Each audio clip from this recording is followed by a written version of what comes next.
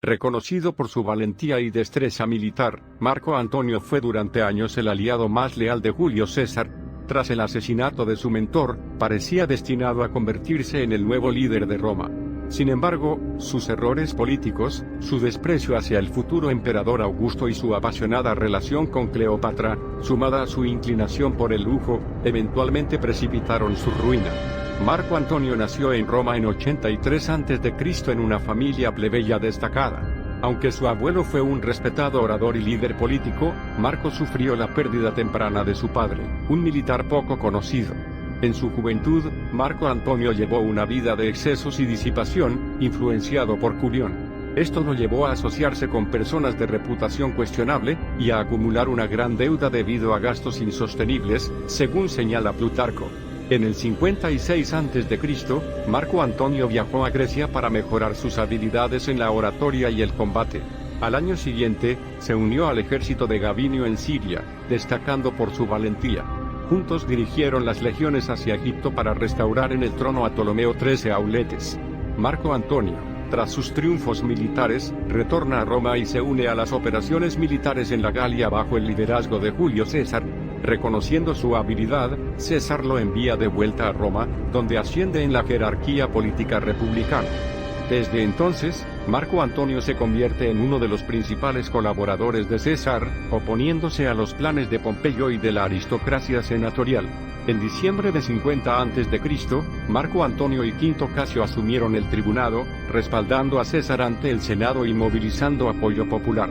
Una disputa sobre la desmovilización de los ejércitos llevó a la expulsión de los tribunos y otorgó a Pompeyo poderes extraordinarios, desencadenando la guerra civil. La noticia del paso de César por el río Rubicón, acompañado de Antonio y sus legiones, provocó consternación en Roma, que Pompeyo evacuó de inmediato. En solo 6 meses, César tomó el control de Italia, ingresando en la capital sin resistencia. Perdonó a sus opositores y confiscó el tesoro estatal. Luego distribuyó cargos importantes entre sus leales, incluyendo a Marco Emilio Lépido, encargado de la seguridad de Roma, y Marco Antonio, al mando de las tropas italianas. Después, César se dirigió a Hispania para enfrentar a los ejércitos de Pompeyo. Cuando César quedó acorralado cerca de Dirraquio, Antonio demostró su valentía al embarcar 800 caballos y 20.000 hombres en condiciones climáticas adversas para socorrerlo a tiempo. Luego, en 48 a.C., en la llanura de Farsalia, César libró una batalla decisiva contra Pompeyo, destacando su genio estratégico y el coraje de Antonio al liderar el ala izquierda del ejército. Esta victoria completa provocó la huida de Pompeyo a Egipto, donde fue asesinado por orden del último de los Ptolomeos. Antonio regresó triunfal a Roma con gran parte de las tropas, siendo nombrado Magister Equitum y lugarteniente de César, lo que le otorgó un poder significativo sobre los asuntos de la ciudad. Sin embargo, su reputación militar se vio eclipsada por su gobierno autoritario y despótico. Después de regresar de sus campañas en Oriente, César se enteró de los escándalos de su lugarteniente, Antonio, y le negó el consulado que buscaba, eligiendo a Lépido en su lugar. César luego se dirigió a África para enfrentar a los seguidores de Pompeyo. Antonio aparentemente moderó su comportamiento, se casó con Fulvia, viuda de Culión, y adquirió la casa de Pompeyo en Roma, lo que provocó críticas de Cicerón. Tras la victoria en Munda en el año 45 a.C., César regresa a Roma con planes de reformar el Estado. Su creciente poder genera descontento entre la nobleza. En el 44 a.C., nombra a Antonio como su colega en el consulado. Durante las Lupercales, Antonio intenta coronar a César, pero este rechaza el gesto. La oposición interpreta esto como un indicio de ambiciones monárquicas y planea asesinarlo. Cayo Casio, Marco Junio Bruto y otros conspiradores planean asesinar a César para restaurar la libertad en la República. El magnicidio ocurre durante una reunión del Senado en la curia de Pompeyo, días antes de que César parta hacia Oriente. A pesar de las advertencias ignoradas, César es retenido por un asunto trivial mientras Antonio llega al lugar. Cuando César intenta reaccionar, es demasiado tarde, ha sido asesinado bajo la estatua de Pompeyo. Antonio, alarmado por la situación, se esconde.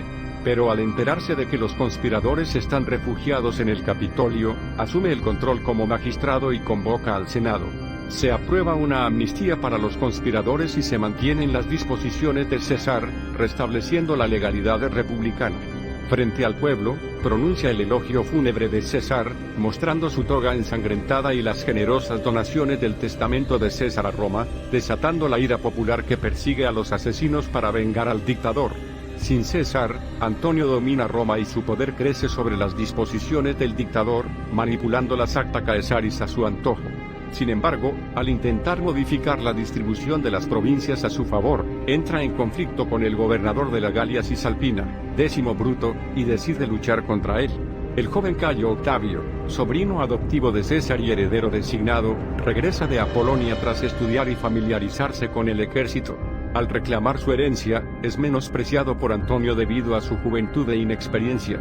Octavio adopta el nombre de Cayo Julio César Octaviano, recauda fondos y gana el apoyo popular. Mientras Antonio se dirige a Módena para enfrentarse a Décimo Bruto, Octaviano se acerca a los líderes del Senado, especialmente a Cicerón, quien pronuncia las Filípicas denunciando las acciones negativas de Antonio.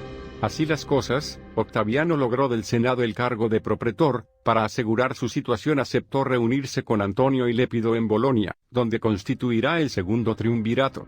El objetivo del mismo es triple: castigar a los asesinos de César, repartirse las provincias y eliminar a sus enemigos políticos con las proscripciones. El primero de ellos, Cicerón. Las legiones de Antonio y Octaviano enfrentaron a las de Bruto y Casio en Filipos, Macedonia el 23 de noviembre del 42 a.C. La victoria fue para los primeros, liderada por la experiencia militar de Antonio. En la división de provincias, Octaviano obtuvo Hispania, Lépido África y Antonio Oriente. Desde Éfeso, Antonio viaja por Asia Menor organizando el territorio hasta llegar a Tarso, donde convoca a Cleopatra, reina de Egipto, para interrogarla sobre su apoyo a Casio. Cleopatra llega en un lujoso barco, vestida como Venus, y seduce a Antonio, quien la sigue a Alejandría, donde se deja llevar por el lujo y las fiestas, olvidando sus responsabilidades militares y políticas. Antonio renueva el triunvirato en Brindisi al año siguiente, y se casa con Octavia para fortalecer la alianza. Se estableció en Atenas, dirigiendo la política oriental y la guerra contra los partos. En Tarento en 37 a.C., se acuerda el envío de tropas por parte de Octaviano, pero Antonio, pretextando la guerra, envía a Octavia a Roma y se casa con Cleopatra en Antioquía. La guerra contra los partos fracasa y al llegar a Siria, Antonio descubre que Octaviano no ha enviado refuerzos, lo que marca su ruptura definitiva. De regreso a Alejandría, amplía el reino de Egipto dando territorios a Cleopatra, lo que Octaviano aprovecha para declararle la guerra a Egipto por apropiación de tierras romanas. Antonio y Cleopatra, enfrentados con Octaviano, concentran sus tropas en Éfeso y avanzan hacia Grecia. La batalla decisiva ocurre en la desembocadura del Golfo de Ambracia, cerca de Actium, el 2 de septiembre de 31 a.C., donde la flota romano-egipcia es derrotada. Antonio y Cleopatra resisten en Egipto e intentan negociar con Octaviano pero sin éxito. Creyendo falsamente que Cleopatra se ha suicidado, Antonio se suicida con su espada. Poco después, las tropas romanas ocupan Alejandría. Cleopatra obtiene permiso para embalsamar el cuerpo de Antonio, y permanece junto a su cadáver en donde decide suicidarse. Octaviano ordena que Antonio y Cleopatra sean enterrados juntos, y también manda ejecutar al joven Antonio, el mayor de los hijos que aquel tuvo con Fulvia, y a Cesarión, hijo de César y Cleopatra. Curiosamente, Octavia, la hermana de Octaviano y segunda esposa de Antonio, recibe la tutela de los hijos que tuvieron Antonio y Cleopatra. Así termina la historia del hombre que podría haber sido el primer emperador de Roma y la de sus descendientes. Marco Antonio fue un personaje clave en la historia de Roma, cuya vida estuvo marcada por la ambición, el amor y la tragedia, y cuyo legado perdura en la memoria de la humanidad. Gracias por ser parte de este fascinante viaje en el tiempo para explorar la vida de Marco Antonio. Si te ha gustado este contenido histórico, asegúrate de suscribirte para recibir más, y no te pierdas nuestras futuras croniaventuras. Hasta la próxima aventura.